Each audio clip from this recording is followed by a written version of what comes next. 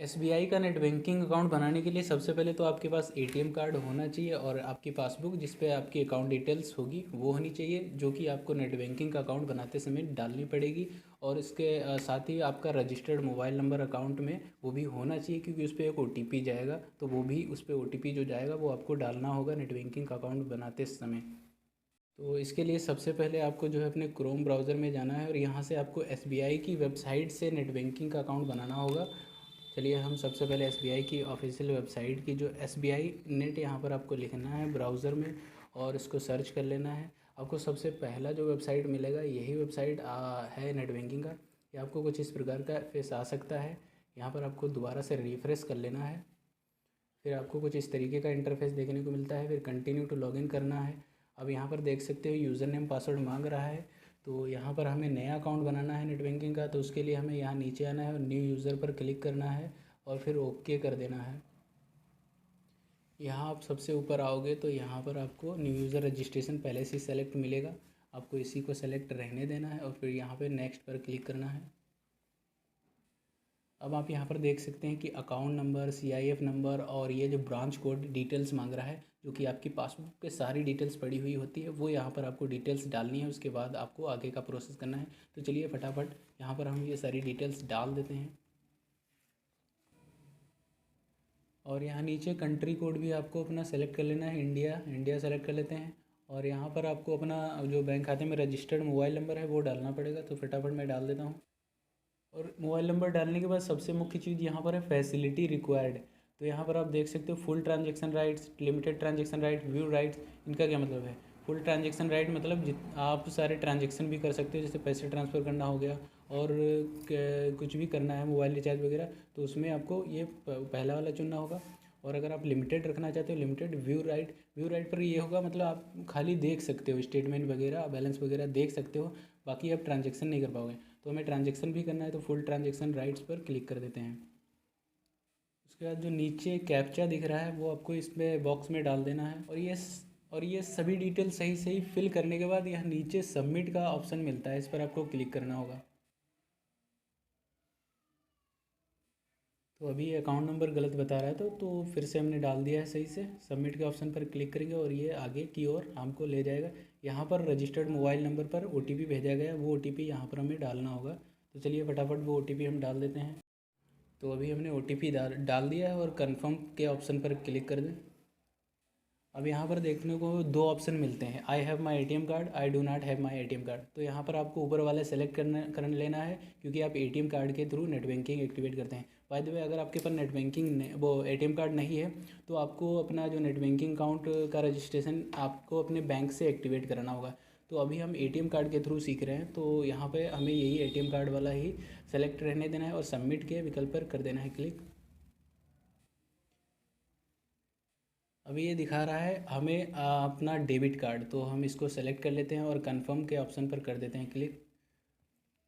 अब यहाँ पर आपको अपने एटीएम कार्ड की डिटेल्स डालनी होगी, जैसे एक्सपायरी डेट, यहाँ पर आपको एक्सपायरी मंथ और एक्सपायरी ईयर, और कार्ड होल्डर जो नेम है वो यहाँ पर आपको डालना होगा, और पिन जो आपके एटीएम कार्ड का जो पिन है वो यहाँ पर डालना होगा। उसके बाद जो कैप्चा दिख रहा है वो डालना होगा। तो चलिए फटाफट मैं ये चीज़ें डाल देता हूँ। ये सारी डिटेल डालने के बाद यहाँ प्रोसीड पे क्लिक कर दें। ये सारा प्रोसेस हो जाने के बाद यहाँ पर आपके सामने ये यूज़र नेम और ये लॉगिन पासवर्ड बनाने का विकल्प आ जाता है। तो यहाँ पर आपको एक ऐसा यूज़र नेम चुनना होगा जो कि यहाँ पे अवेलेबल हो, तो वो आप अपने हिसाब से बना लीजिएगा। मैं इस स्क्रीन पर आपको साइड में यूज़र नेम के कुछ एग्जांपल यहाँ पर दिखा देता हूँ। तो ये इस प्रकार से कुछ आप बना लीजिएगा, लेकिन ये जो स्क्रीन पर दिख रहे हैं ये मत बनाइएगा, ठीक है। यहाँ पर आपको लॉगिन पासवर्ड और यूज़र नेम बनाना है। लॉगिन पासवर्ड यानी जब आप लॉगिन करेंगे तो वो वाला पासवर्ड, और पासवर्ड ऐसा बनाइएगा जो कि स्ट्रॉन्ग हो। उसका भी आप जो है स्क्रीन पर देख सकते हैं स्ट्रॉन्ग पासवर्ड किस तरह का होता है, तो वो भी यहाँ पर आप, चलिए हम ये फटाफट बना लेते हैं।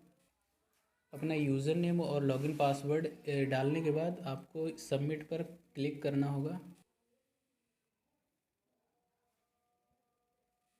यहाँ पर देख सकते हो successfully registered for internet banking. हमारा जो यूज़र नेम और जो लॉगिन पासवर्ड है वो बन चुका है। अब हमें एक और काम करना होगा, यूज़र नेम और पासवर्ड डालकर जो हमने बनाया है लॉगिन करना है, उसके बाद जो है उसमें प्रोफाइल पासवर्ड सेट करना होगा। चलिए हम इसे क्लोज़ कर देते हैं।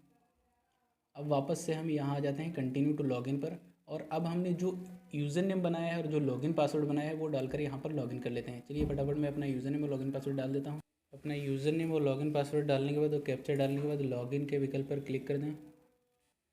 अब लॉगिन हमारा जो वन टाइम पासवर्ड है, जो हम रजिस्टर्ड मोबाइल नंबर पर एक OTP गया है, वो यहाँ पर आपको डालना होगा, तो हम डाल देते हैं। तो अभी OTP हमने डाल दिया है, सबमिट के ऑप्शन पर क्लिक कर दें। अब यहाँ पर हमें एक प्रोफाइल पासवर्ड बनाना होगा। ये प्रोफाइल पासवर्ड ट्रांजैक्शन करने के लिए काम में आता है और इसके अलावा आप जो भी सर्विस के लिए कोई रिक्वेस्ट करते हैं तो उसमें काम आता है। मतलब जब आप किसी को पेमेंट करेंगे ऑनलाइन, तब ये आपको प्रोफाइल पासवर्ड डालना होगा। जब आप किसी ATM या डेबिट कार्ड के लिए रिक्वेस्ट करेंगे, तब आपको इस प्रोफाइल पासवर्ड डालना होगा। तो ये पासवर्ड सबसे मुख्य है, लॉगिन पासवर्ड और ये प्रोफाइल पासवर्ड दोनों आपको बनाना होते हैं। तो लॉगिन पासवर्ड हमने पहले बना लिया है, अब प्रोफाइल पासवर्ड बना लेते हैं। तो यहाँ पर पहले प्रोफाइल पासवर्ड डाल दें और फिर वही प्रोफाइल पासवर्ड यहाँ पर डाल दें। ध्यान रखिए कि 8 से ज़्यादा कैरेक्टर का होना चाहिए और इसमें तीनों प्रकार के जो अक्षर होते हैं, जैसे इंग्लिश के अक्षर, @ सिंबल वगैरह, और इसके साथ ही कुछ अंक, वो तीनों चीज़ मिले हुए होने चाहिए। इससे जो है कि स्ट्रॉन्ग प्रोफाइल पासवर्ड बनेगा। तो चलिए हम फटाफट अपना प्रोफाइल पासवर्ड बना लेते हैं, तुम अपने हिसाब से बना लेना। अपना प्रोफाइल पासवर्ड डालने के बाद यहाँ नीचे हिंट क्वेश्चन का विकल्प मिलता है, इस पर आपको क्लिक करना है और आपको एक फेवरेट अपना क्वेश्चन सेलेक्ट कर लेना है, उसका आंसर लिख देना है, ताकि अगर आप फ्यूचर में कभी भी पासवर्ड भूल जाओ तो उस क्वेश्चन का आंसर डाल करके आप अपने पासवर्ड को फॉरगेट करके दूसरा पासवर्ड बना लो। तो मैं अपना जो है पसंदीदा यहाँ पर क्वेश्चन चुन लेता हूँ। तो आप अपने हिसाब से जो है किसी पसंदीदा प्रश्न का आंसर कर सकते हैं और क्या होगा कि आप प्रोफाइल पासवर्ड कभी भूल जाओगे तो उसका आंसर करके अपने प्रश्न का आप जो है पासवर्ड बना लोगे। जैसे कि मैं what is your favourite sport चुन लेता हूँ। हिंट आंसर में मैं अपना जो है, जो हमारा पसंदीदा स्पोर्ट है उसका नाम डाल देता हूँ। प्लेस ऑफ बर्थ में मुझे उस स्थान का नाम लिखना है जहाँ पे मतलब जन्म हुआ है, तो चलिए मैं वो भी डाल देता हूँ और अब आपको सबमिट पे क्लिक करना होगा। ये your profile password has been set successfully, profile password भी बन चुका है और यहाँ पर हमारा नेट बैंकिंग अकाउंट ओपन हो चुका है। बस आपका यूज़र नेम पासवर्ड भी बन चुका है, प्रोफाइल पासवर्ड भी बन चुका है। Go to account summary page पर क्लिक कर देना है और आप यहाँ पर देख सकते हो हमारा अकाउंट सारा खुल चुका है। यहाँ पर मैं आपको सिक्योरिटी के लिए कुछ चीज़ें यहाँ पर मैं ब्लर कर दिया हूँ, जैसे कि अकाउंट नंबर वगैरह। बट यहाँ पर एक व्यू ऑल बैलेंस का ऑप्शन मिलता है, इस पर आपको क्लिक करना है।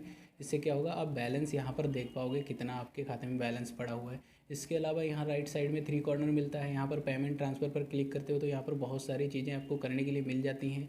आप यहाँ पर देख सकते हो फ़ंड ट्रांसफ़र करने का ऑप्शन भी मिल जाता है। इसके अलावा माई अकाउंट्स प्रोफाइल पर क्लिक करोगे तो यहाँ पर अकाउंट समरी पर क्लिक करके आप अपने बैंक अकाउंट का बैलेंस देख सकते हो। अकाउंट स्टेटमेंट पर क्लिक करके आप अपने अकाउंट का स्टेटमेंट देख सकते हो।